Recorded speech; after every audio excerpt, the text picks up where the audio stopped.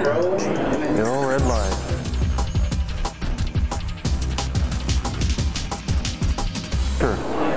So hi, I'm Matt Smith. I'm Vice President of Internet Television with Envivio, and we make encoding and transcoding appliances for the market, and we specialize in delivering adaptive bitrate solutions that are class leading so that our customers can leverage the technology to reach any screen at any time, from mobility all the way up to HD in one nice little package, one form factor.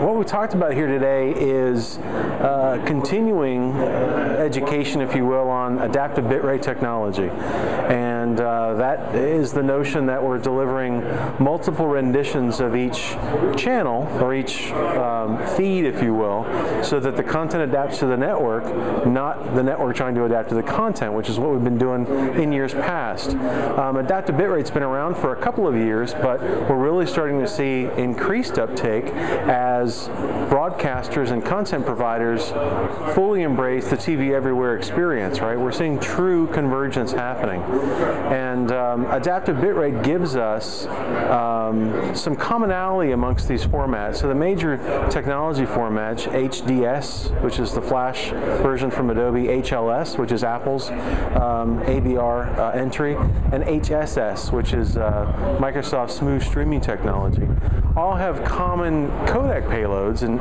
AVC and AAC. So what we're able to do is create a common encoding experience, so that instead of creating every stream rendition on the encoder, we're creating resolution renditions and delivering those to the network, where we catch it, if you will, in what's called a network media processor. Our product is called Halo, and the Halo product will take in roughly 50 of these channel renditions and output thousands of streams out on the output side.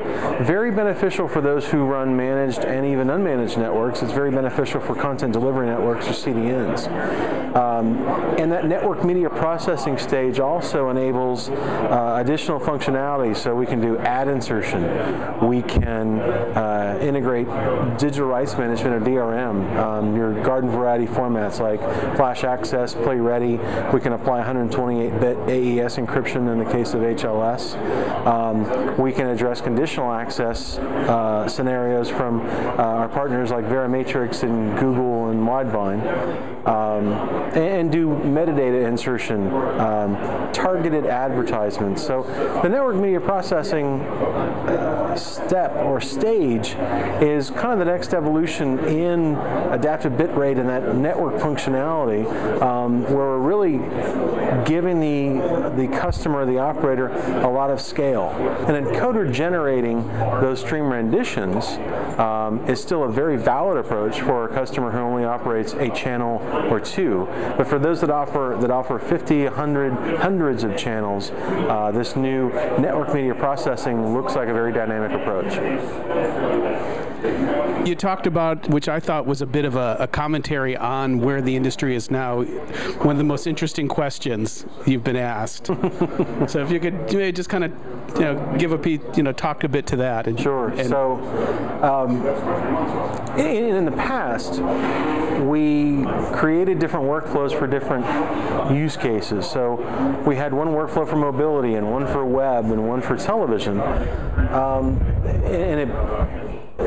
For a variety of reasons, one of which was that we had a multitude of streaming formats, or at least a variety. And at one point earlier in my career, during my 10 years at Yahoo, I had an engineer ask me the best question of my career. It's generated a lot of laughs in some of my presentations, and the question was, "Hey Matt, is there one universal codec?" And I've told people, laugh if you will, but where we are today with the adaptive bitrate technology and the common payload of AVC and AAC as video and audio has enabled these chunked adaptive bitrate type experiences, and it has created the option for us to do common encoding, where we can generate multiple renditions on one small little platform and enable a lot of scale.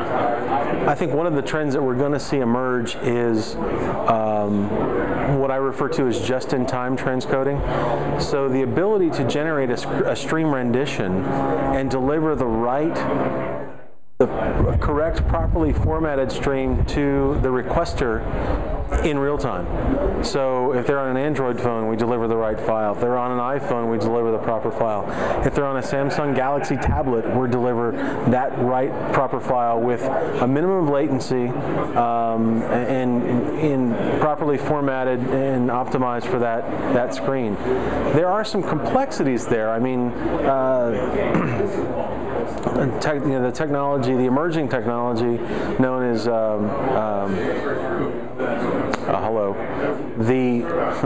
the emerging technology known as DECE or ultraviolet